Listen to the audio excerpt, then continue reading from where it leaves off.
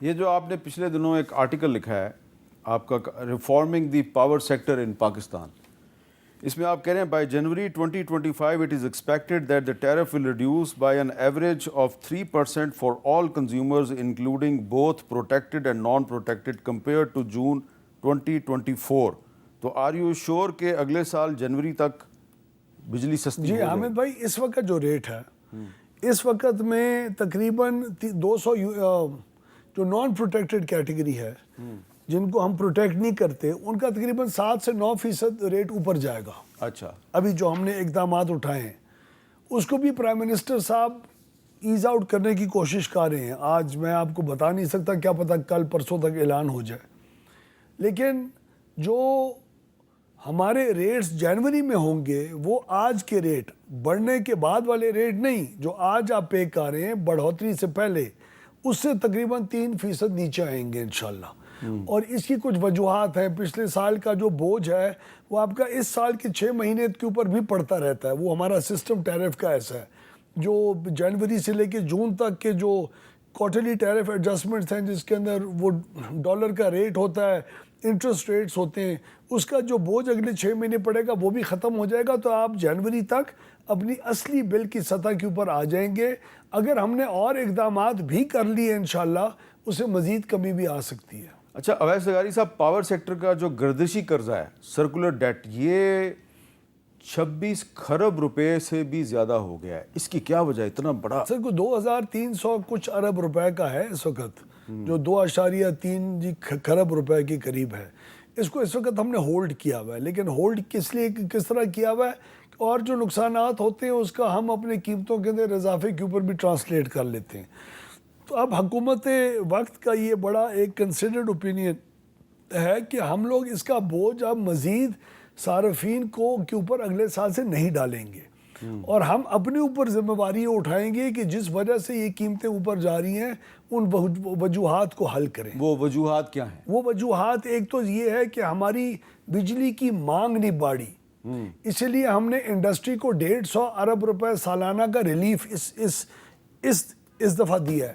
اگلے سال انڈسٹری 150 ارب روپے کم پے کرے گی جو آج پے کر رہی ہے. اچھا، یہ بڑی انٹرسٹنگ بات ہے کہ اس موسم میں تو پہلے جو ہے وہ بجلی کا شارٹ فال ہو جاتا تھا، ابھی آپ کہہ رہے ہیں کہ آپ کی مانگ نہیں بڑھ رہی. کیا اس کی وجہ یہ ہے کہ لوگوں نے سولر پینل استعمال کرنے شروع کر دیے؟ اور وہ اچھی بات ہے. اگر رینیوبلز اور سولر پہ جا رہے ہیں اس میں کوئی بری بات نہیں ہے. لیکن ہمیں بھی اگر وہ سولر بھی کرتے جائیں اور اگر وہ مانگ کم بھی ہوتی جائے، پھر بھی ہماری پالیسیز ایسے ہونی چاہیے کہ ہماری مانگ کے اندر اضافہ ہو، اور وہ اضافہ تبھی ہوگا جب آپ بجلی کو سستا کریں گے. انڈسٹری کی بجلی کو سستا ہم نے کیوں کیا ہے؟ وہ کسی سیٹھ کے لیے نہیں کیا یا کسی کاروباری کے لیے نہیں کیا، وہ اس لیے کیا تاکہ اس کا استعمال زیادہ ہو.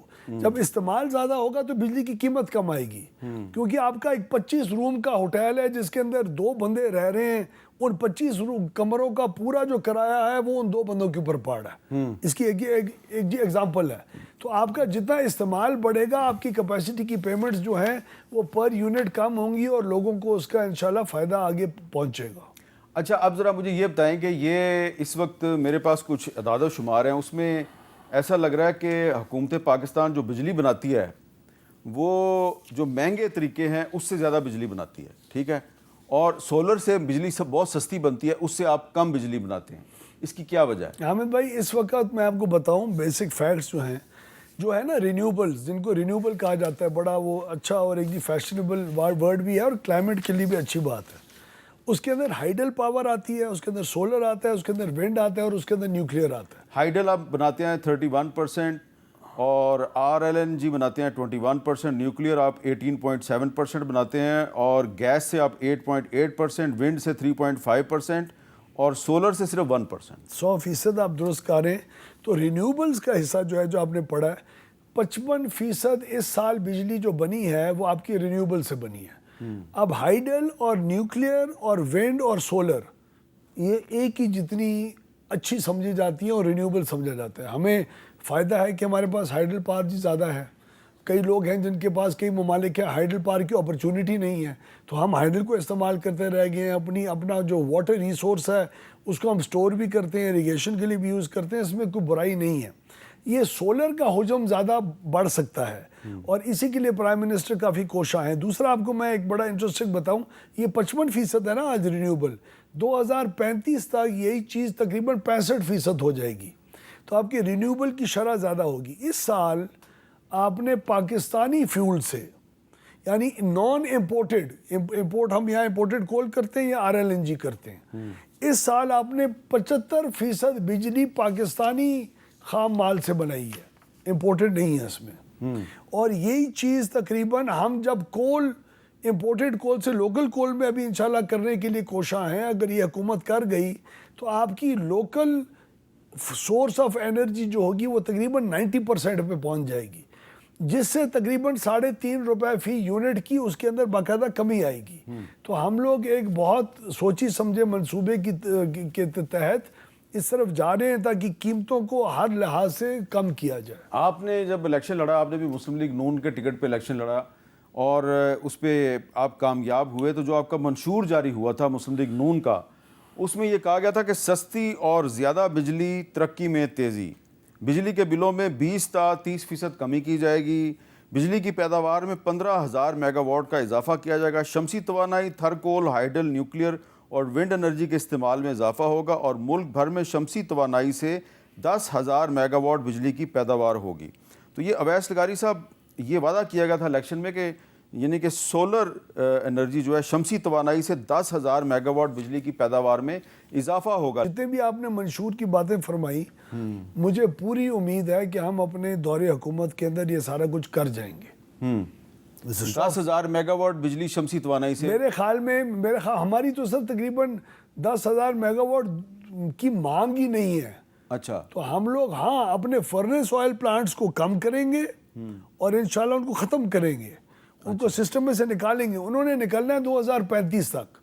ہم آج ہی ان کے ساتھ بات چیت آج کل کے اندر شروع کر کے ان کو پہلے سسٹم سے نکال رہے ہیں. اچھا, تاکہ ان کا جو 500 ارب روپے ہم نے بغیر بجلی پیدا کیے اگلے 10 سال میں دینا ہے, وہ آج ہی ان سے کوئی ڈسکاؤنٹڈ ریٹ کے اوپر نیگوشیٹ کر کے ان کو کہیں باہر رکھ لیں. تو یہ جو IPPs کے ساتھ ڈسپیوٹس ہیں یہ بھی حل ہو جائیں گی؟ IPPs کے ساتھ کوئی اس چیز کے اوپر ڈسپیوٹس نہیں ہے, وہ ان کی کسی کی کوئی اکا دکا کوئی لٹیگیشن ہوگی تو ہوگی. ہم لوگ یہ سمجھتے ہیں کہ آج مہنگے ایندھن سے بجلی پروڈیوس کر رہے ہیں ہم, ان تیل سے اور اس فرنس آئل سے.